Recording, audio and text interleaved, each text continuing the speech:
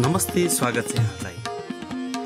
गणतन्त्र स्थापनाको 18औं वर्षगाँठको सन्दर्भमा कवि पारस राहदी मुगरको गणतन्त्र शीर्षकको कविता यसरी सुरु हुन्छ।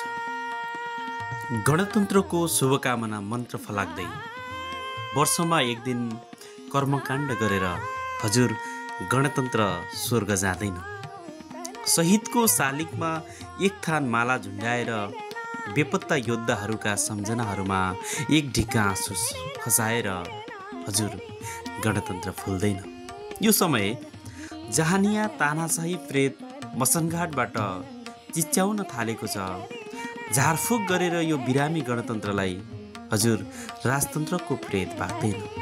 यो समय गणतन्त्रको मन्त्र भट्ट्याउँदै आफ्नै खल्ती भर्ने पण्डितहरू गणतन्त्र जिन्दाबाद भन्दै भोका गणहरूका छातीहरूमा परेड खेलिरहेका अघाएका गणहरू मौका पाए चौका हान्न ठिक्क परेका नयाँ जोगीहरू घोक्रो सुक्ने गरी गणतन्त्र अलाप्दै शरीरमा गणतन्त्रकै टोपी लगाएर ठिङ्ग उभिएका छन्।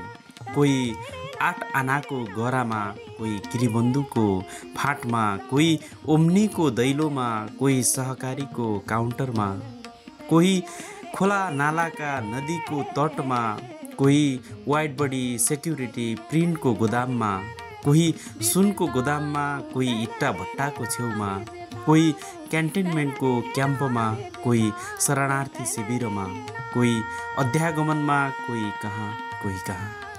हजुर यिनीहरू गणतन्त्रको सेनानी रे, यिनीहरू गणतन्त्रका आत्मा रे, यिनीहरू गणतन्त्रका मालिक रे, यिनीहरूलाई फुलमाला र ताली रे। मैले पत्याइन माइल दाई, मैले यिनलाई नपत्याएकोमा तिमीले खुसियाली नमनाऊ। तिमीले उहिल्यै लगाएको सिरिपेज तिम्रो शरीरमा फर्किने छैन। सङ्ग्रहालयबाट मसनघाटबाट झिकेर राजतन्त्रको नलीहाट फुक्दैमा यसले जीवन पाउँदैन। माइल दाई, मैले तिमीलाई कहिल्यै पत्याइन। मैले यी गणतन्त्रका खानका कालहरूलाई कहिल्यै पत्याइन। तिमीले भ्रमको सिरपेज उतार, यिनीहरूले भ्रमको टोपी उतारुन्।